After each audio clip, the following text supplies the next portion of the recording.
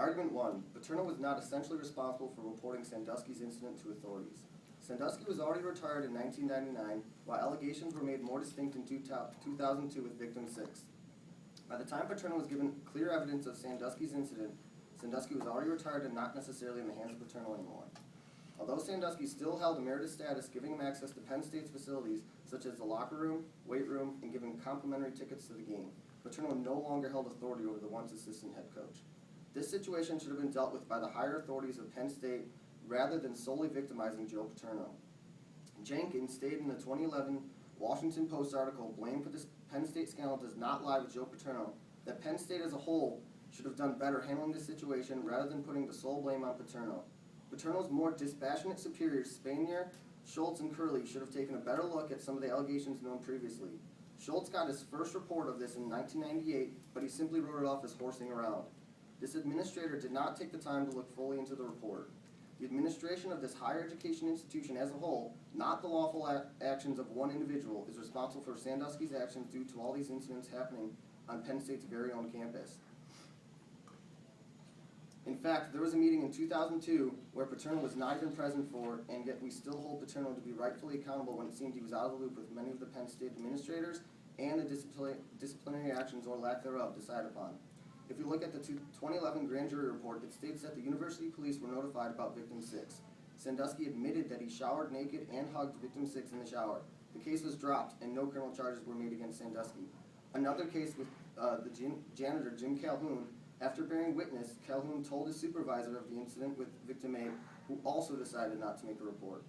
Further detailed in the grand jury report, the incident with victim 2 was noticed by the graduate assistant, Mike McCurry. McCurry notified Paterno, who then notified Curley, the athletic director. It was then in Curley's hands to report the incident, yet these individuals, including McCurry, who practiced similar courses of action as Joe Paterno, were able to keep their jobs. Why is it that we can hold Coach Paterno more accountable for these crimes than the witnesses themselves and the higher-ups who handled, or in this case didn't handle, the situation? Argument 2. McCurry should be fired along with other witnesses and administrators if not with Paterno. McCurry most definitely should have been fired without a question. He witnessed the inappropriate sexual behavior Sandusky was engaging in. The issue here is the unethical termination of Joe Paterno. He was an innocent bystander thrown into the crosshairs of Sandusky's actions. Joe Paterno properly informed both the athletic director as well as the vice president. He took the information he heard from a graduate assistant and conveyed it to higher officials. According to the Bleacher Report, in an article titled "Joe Paterno Fired, Timing of His Departure Both Right and Wrong," it stated, Paterno didn't know if the allegation was true or not, while McCurry knew for a fact that the atrocity had occurred. Furthermore, the article continues to state, the fact that McCurry wasn't canned before Paterno lends pretty strong support to the argument that Paterno's firing was merely meant to satisfy an outraged nation and wasn't justified. Clearly, the falsified termination of Paterno upset not only Penn State students and staff, but also the nation as a whole.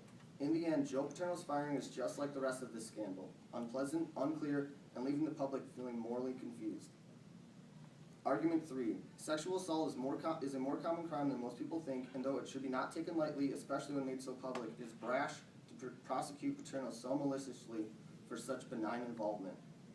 In recent years, major cases of sexual assault have flooded our media. Whether in the media or not, sexual assault is unfortunately a common thing, and the university setting is no exception. A major research study published in 1987 by Cost titled "Scope of Rape" has shown that 1 in 8 college women is the victim of rape during their college years, while 1 in 4 is the victim of an attempted rape. 95% did not report the rape to officials, 42% of the victims told no one. In any situation of sexual assault, our society tries to consistently reiterate a zero tolerance for sexual assault crimes. By not firing Joe Paterno, this message is neither disregarded nor lost, since his involvement in this scandal was limited and benign. Paterno's actions were lawfully right, and although there are shades of gray around the ethical issues being questioned, Coach Paterno did everything that he was required to do. Even still, Paterno's actions are not unlike many bystanders' reactions that witness or bear testimony of accounts of sexual assault. Even more disastrous in such events is the socio-psychological phenomenon known as the diffusion of responsibility. According to medical doctor Alex Lickerman in the 2010 article titled "Happiness in This World, The Diffusion of Responsibility," this term refers to the tendency of an individual person to avoid taking action or refraining from action when others are present. Considered a form of attribution, the individual assumes that either others are responsible for taking action or have already done so. In this case, all individuals reported to their higher-ups as they considered this to be their least of the rightful duty. Therefore,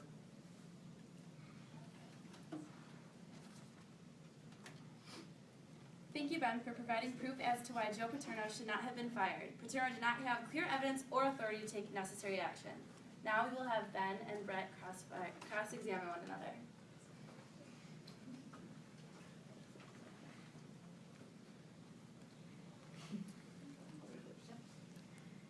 does not allowing Paterno to finish the 2 games left in the season really help the victims of the Sandusky case? Yes, not allowing Paterno to finish the last 2 games does help the innocent victims affected by this horrible scandal. Firing Paterno and not letting him coach the last 2 games sends a message to the 8 victims affected by this that any form of sexual child abuse will not be tolerated. It also shows that friends and family members of the victims that Paterno is being held accountable for his lack of responsibility in reporting the abuse. Even if it is not actually recognized as a crime, do you think that Paterno had a moral responsibility to report this abuse for the safety of children?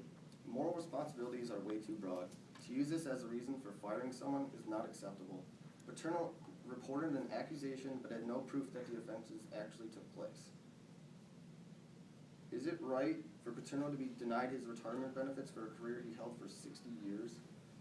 Not all of Paterno's retirement benefits should be denied, but he should get some form of punishment and loss of benefits. For being such an iconic role model within the university, he did the bare minimum to protect the lives of these young and voiceless children. If he was such an inspirational and admirable role model, he should have done everything in his power to help these young boys.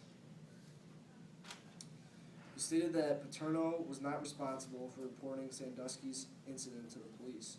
But do you think that if Paterno reported the abuse to authorities, it could have prevented Sandusky from having several more victims and instances of abuse? It could have potentially prevented several more victims of abuse if Paterno had reported the abuse, but our argument is that it was not his responsibility.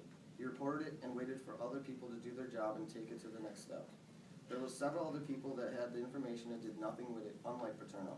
As we stated before, Paterno was out of the loop with many of the Penn State administrators and many of the individuals who were eyewitnesses and those higher up than Paterno, such as the university president, the athletic director.